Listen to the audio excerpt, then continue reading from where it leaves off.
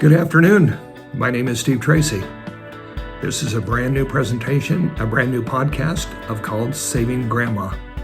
I am excited to be here today and to talk give a few points in regards to things that we can do to save Grandma.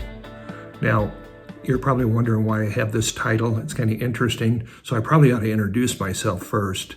My name is Steve Tracy. I'm a family man. I have 5 kids, 4 daughters and a son. Been married for 47 years. I've had an extensive career in senior care. I've been an executive director, administrator, actually been a chief executive officer over several businesses. So I've had lots of experience, and I've worked in multiple states. And there's certain things that are near and dear to my heart. The reason I'm in this field and have been in this field for 30 years is because I love serving our aging population, our seniors. The strangest thing is, I became a senior along the way, and had this wonderful career. So my grandson said, when you start your podcast of Saving Grandma, what you have to do is you have to start your podcast with a grandpa joke. Apparently, I'm famous in my family. I have 20 grandkids, and apparently grandpa jokes have a different level of humor than other jokes. I told one of my grandsons, whenever I say something that's a joke, just say ha ha and pretend that you get it.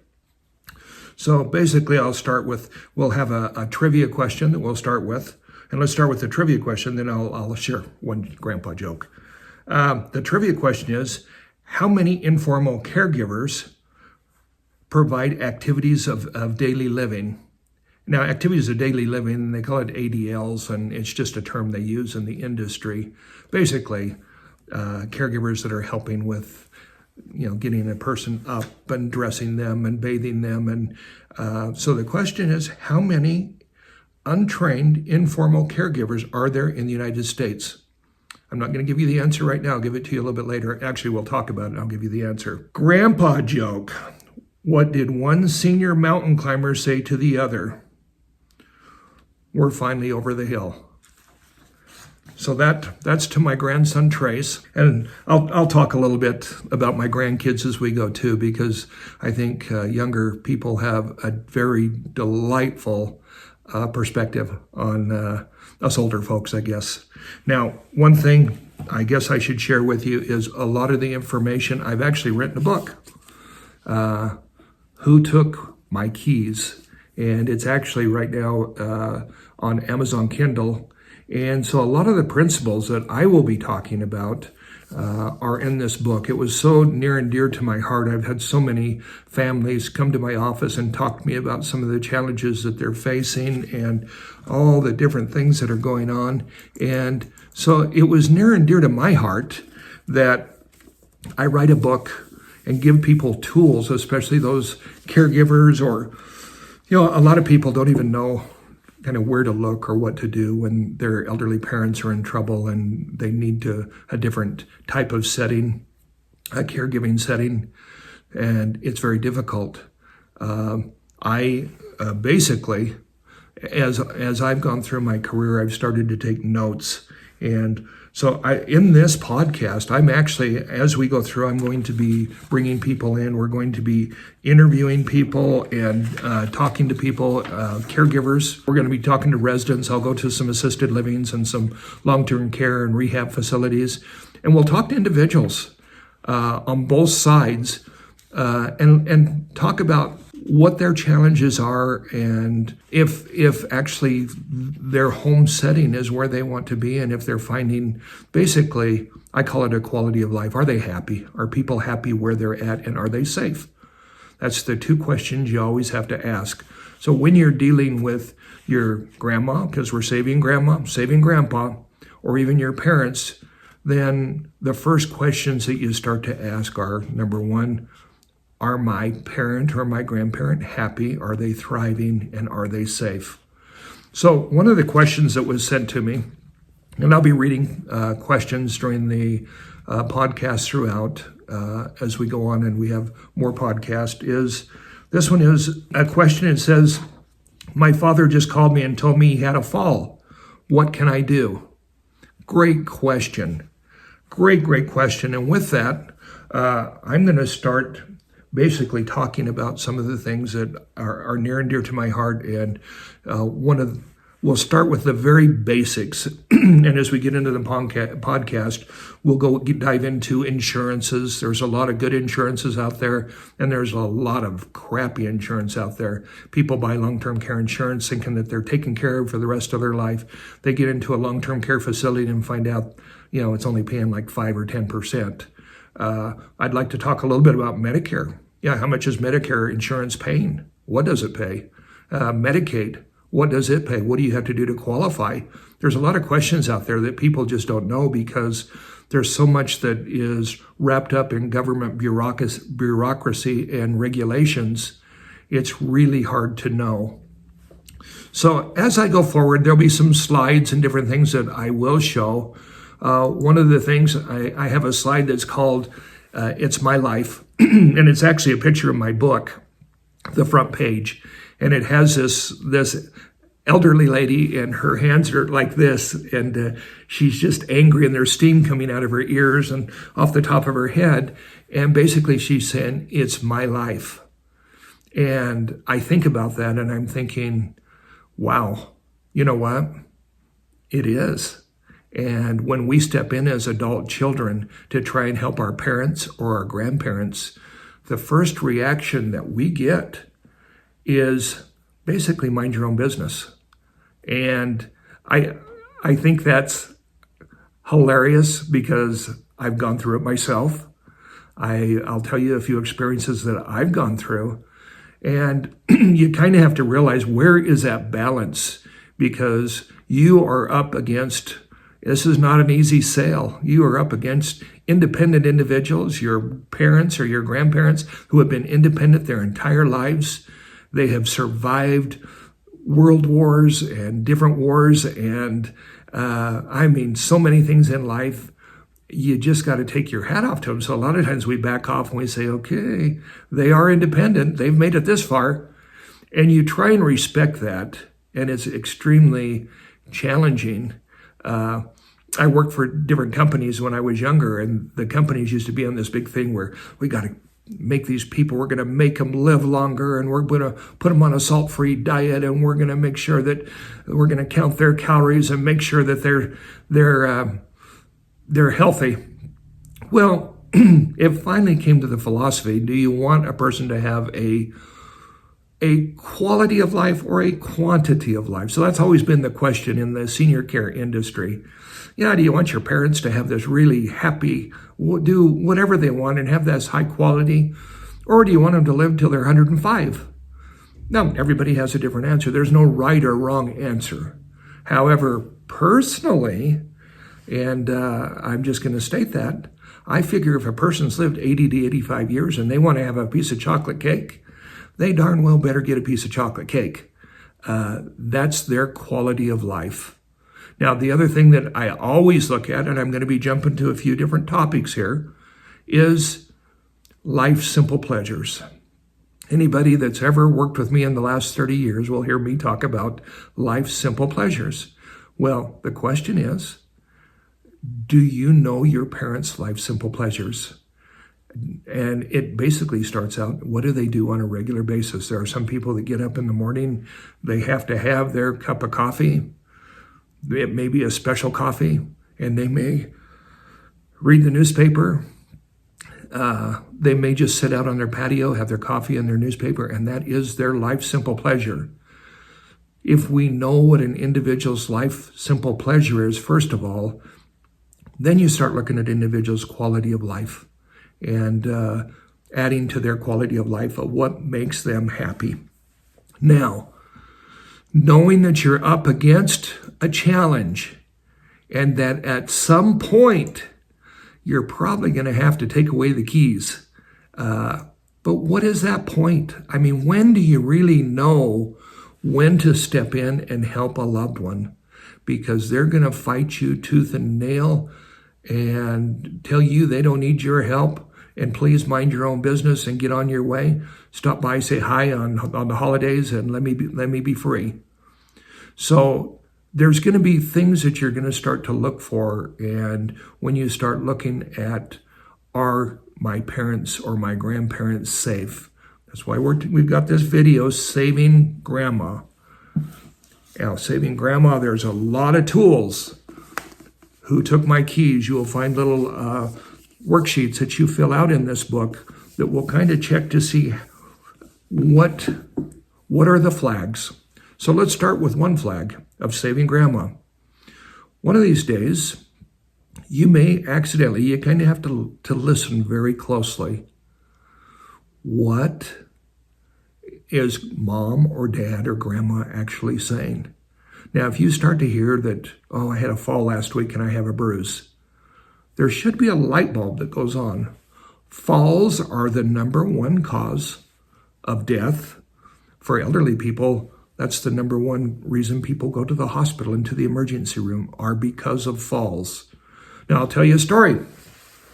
My grandma, my dear grandma, lived in Rupert, Idaho. Great little community, and she had her home, she had her job, she had everything that she worked for. She worked hard, and she just loved her little house and her garden.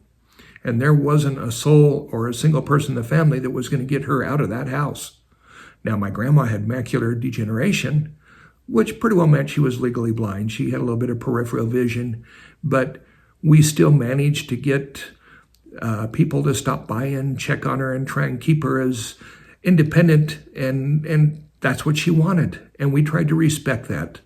One day, my grandmother decided to go outside because she loved her garden, and she decided she was going to work in the garden.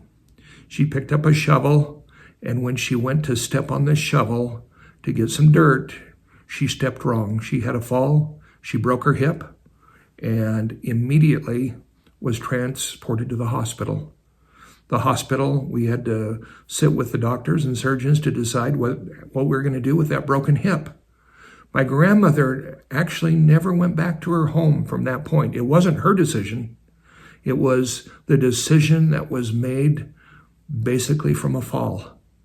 And so sometimes you think you've got life figured out. Your parents think, or your grandparents think that they have life figured out. But sometimes there are circumstances that are out of your control.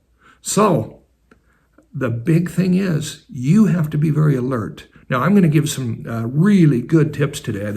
They're fun things that I've learned over the years that they're just basic and they're pretty common sense, but a lot of times we just don't think about them as younger people because it just, in our subconscious, we go through a home and it's just so automatic for us.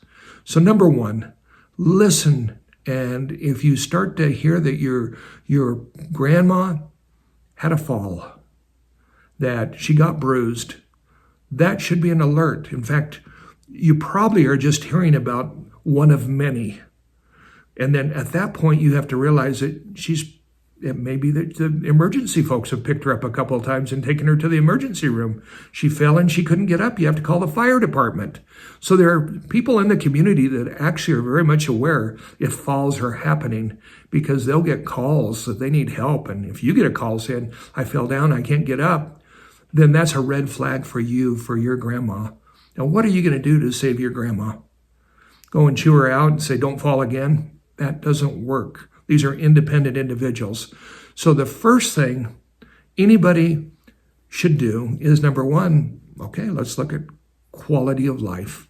How do we keep grandma at home where she wants to be and still empower her? Well, number one, you can look at the home.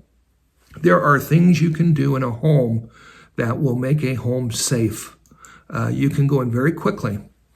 And you kind of just pretend. It's very interesting. We always did this in training seminars where you take a pair of thick glasses, that are way beyond prescription, and you put them on a person, and then you put gloves on a person, and you put weights on their ankles, and you basically tell them, okay, now go through the house.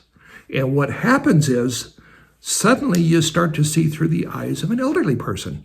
And elderly persons, their sight starts to diminish. As the eyes start to break down as a person gets older, it's really weird because elderly people start to see floaties. And it's just basically, as you age, the eye is breaking down, and everybody that gets old, it happens to different people at different stages of life, but you start to get floaties. And those floaties in your eyes are basically little shadows that you see that often, you think, oh, somebody's peeking around the corner, I see a shadow. Or I had to step over something because I saw a shadow. So vision is not good for individuals. So the first thing you're looking at is lighting. Lighting is extremely important. Go into a home, look outside and see if the porch lights are on and if they're powerful enough, if they're pointed the right direction. Go in the house, and you're going to notice that elderly people, they've always tried to save. A lot of them went through the Great Depression, and so they're very, very conservative individuals. They leave lights off most of the time, and they keep low wattage light bulbs because they're conservative. You can't blame them, but what you can do as a loved one is just go and automatically get higher watt light bulbs and have more lights on. Now, secondly, take a look around. Just take a little checkbook and start looking. The number one cause of tripping is rugs, and you need to take a look at the rugs. Now I know I kind of have to laugh at this. I kind of went through this with one of my family members, that we'd go in and we'd roll up the rug and we'd take it and we'd put it out in the garage, and we thought we'd done a good deed because they were tripping. Well, we'd come back about 3 days later, and that darn rug was back right where it was on the floor. And so when you take out a rug, you may have to take it with you. Elderly people are hilarious, and they are set in their ways. And the only thing you can do is laugh and have lots of patience and lots of love. But the whole goal is to prevent them from falling. And so this is a mission of love. Take the rugs out. Rugs are, because older people tend to drag their feet a little bit, they tend to fall a lot on rugs. Bathroom rugs are terrible. So go through the house, get rid of all the floor rugs, and it will be a lot safer. Second thing is, if you got those really thick glasses on and you turn the lights really low, you're probably going to run into a coffee table. Get the coffee tables out of the way. They're in the path, and elderly people have a tendency to crack their knees a lot and trip over coffee tables. Cords, you don't want cords. Extension cords are the worst tripping hazard on planet Earth. And elderly people will take an extension cord because they can't see and the lights aren't good. They're going to take an extension cord and put a lamp somewhere across the room and have an extension cord right down the middle of the room. Get rid of the extension cords because they're a huge tripping hazard. Now, the other thing, and this is interesting, as you just look at body mechanics, when I get in and out of a chair, a lot of times, especially as I'm getting older now, I like to have a handrest that I can kind of grab and pick myself up. Now, elderly people start to lose their upper body strength and their leg strength too. But just kind of observe grandma. If she goes to sit on the couch and you see that last 6 inches, she doesn't lower herself down, she plops down, you know that there might be a problem there, and you need to kind of take a look at that. Then if you go to get up and you say, well, let's go in the kitchen, grandma.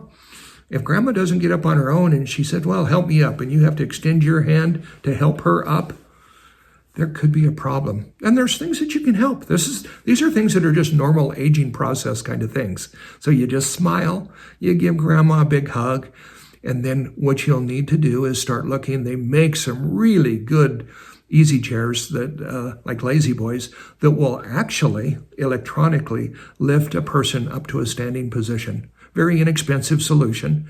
The other thing is handrails. I mean, you go in the bathroom, the toilets are terrible because there's nothing to grab onto to help set yourself down or lift yourself up. And so they make these very inexpensive little tools that just set over the top of a toilet that have handrails that you can lift up. And then there's grab bars. Make sure if you put grab bars in, make sure that you hit the studs on the wall so they're in very secure. But you can put grab rails around the toilets, in the showers. The other thing, and I'm just kind of giving you a list of things that pop into my mind. These are all listed in my book also. Our bathtubs are horrible because a person has to actually lift their foot up, a foot to, usually not 2 feet, but a foot to a foot and a half to step over to get in the bathtub. That's very dangerous. So there are grab bars. There's companies that will actually cut the tub. They have like a tub kit that you can cut out, very inexpensive, to cut the tub out and make it into a shower. Or you just knock the tub out and put a shower in. A walk-in shower is a safety mechanism that is absolutely wonderful for elderly people, because there's a lot of falls on slippery floors in bathrooms. And as a kid, I remember with my brother and I, we would actually get lots of bubbles, and then when we were little, we'd let the water run out, and then we'd try and slide in the bathtub. And man, I had so many bumps on my head from hitting my head on the tub. Well, elderly people easily fall and hit their heads on the tubs or on the floors, and a lot of that happens in the bathroom area. Have a well-lit bathroom, have lots of grab bars and things that will help as you look for safety. Now, as I go through in these podcasts, we're going to talk a lot more. I'll keep giving suggestions to you on what things you can look for, very simple things that you can look for, so that you can look and continue to give grandma a quality life, an independent life, and keep her in her home as long as you possibly can. And at some point, there's going to be a fall or some pneumonia, bad cold, something that will cause grandma to go to the hospital. And there's going to be that reality that you're going to have to either look at caregiving, either you doing the caregiving or having somebody else, or actually going to assisted living.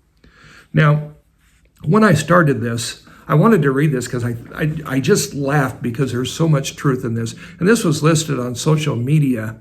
And I thought it was a crack up, and it was painful at the same time, because I've had so many people talking to me about, what do we do with my mom? Or my dad? And do you have any suggestions of how we can get them to stop driving? How we take the keys away? How we can convince them they're all alone and they don't socialize. And we got to get them socializing and going to the senior center and talking to friends, and help us. Well, this was interesting. It says, and this is social media, it says, aging parents are killing me. I am 62 years old with 5 kids. Some of them are boomerang and will still need to be there for support. I'm still working, hoping to retire in a year. Anyway, my aging parents have refused to move out of their home, and we finally, after 5 years of pushing, have them moved into a CCRC just yesterday. Now, CCRC is a continuing care community. They are 93 and 88 years old and are very needy. Over the last 2 years, I have been driving back and forth to their home to deal with all sorts of crises about every 3 weeks. Now, this is interesting, because these are flags that you'll start to have in your lives when you're saving grandma. And that is these little crises that pop up that you need to stop in more often to help. It's 200 miles each way, so I burn a weekend. This week, we just got them moved. Of course, they were not cooperative with packers, so my sibs and I had to pack and unpack for them 4 straight days. At 62 years old, this has taken a toll. I think I have aged 10 years in the last 3. They are killing me, literally draining my life energy.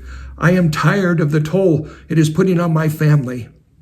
They expect their grown children to take care of every little thing and don't seem to acknowledge that we have our own lives and challenges and our own sons and daughters to spend time with. This is not uncommon. I'm laughing, but I know how painful it is. I was hoping to enjoy my latter years and have plans of an active lifestyle, but not sure that will happen. What is frustrating is that they have made no plans at all for their last years. They have the savings. The unspoken expectation is that the kids would somehow pick up the pieces and take care of them. This has really stressed us out, and my sibs and I at this point are all done. My wife and I have promised that we will not do this to our children. I love this because most people don't talk so directly. They live with it, and they're frustrated. And I'm so frustrated with my parents, and I just can't take it anymore. But the untold truth is that your parents saving grandma does require a lot of time, and it will require more time, and it requires actually some educated decisions as we move forward, because my goal is to help educate you and help you understand some of the challenges that you face. Now, in the next podcast, what I'm hoping to talk about is caregiving. There are, I had to look at that up. There are 31.5 million informal caregivers. That was our trivia question. And the hard thing is that so many of these caregivers, there's actually studies out there that are showing that caregivers are dying, living shorter time periods than the actual person they're caring for. I have several studies that I'll share. The next podcast, we'll talk about that decision that you make once grandma or mom has had a fall, and you decide that somebody needs to be in the home to take care of them, that you'd rather do that other than send them to an assisted living or to a long-term care and rehab facility. And sometimes if they have a fall, you'd have to take them to a rehab facility. You take advantage of their Medicare days and their insurance and let them get strong again, get back home. And then at that point, somebody may have to step in to be a caregiver. Those are hard decisions to make. Constantly, life is changing. And for you as an adult child, life changes rapidly. And a lot of times, it is not what you planned.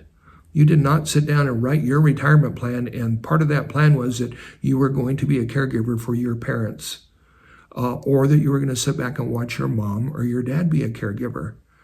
And that's a choice. However, I want to make sure that it's an educated choice. And so I want to work together with a lot of the adult children so that they can make educated decisions, and even a lot of the grandmas who are taking care of grandpas, or the grandpas who are taking care of grandmas. A lot of times they just are living in this lonely, quiet depression, and they need family support. So our goal, and I'm so excited about it, I just have so much stuff to share, and it will take several podcasts to share it all. And I'm very open. I'll try and read different questions and answer those questions. Today, the question was on falls. What can I do to help my dad so he doesn't have a fall? So hopefully I answered that question. Our next podcast, we will talk about informal caregiving, and just tools that we can start to look at. But hopefully this podcast will be helpful. It will give you tools and give you an open eye so that when you have these decisions, you're not on social media crying to the entire world that it is so hard and you're so frustrated with your parent and it's taking all of your time. You have no time for your children, no time for yourself. There's solutions. And that's what this podcast is for. The 31.5 million informal caregivers, there is hope. Don't live in depression and killing yourself. We need to get family members in to help. We need to get you some tools and get you a life, because we're going to be looking at a quality of life for grandma, and we're looking at a quality of life for you, the caregiver.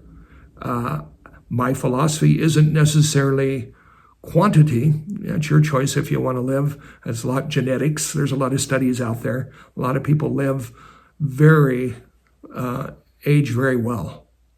But I look at aging with quality and being happy and enjoying those last years, those golden years.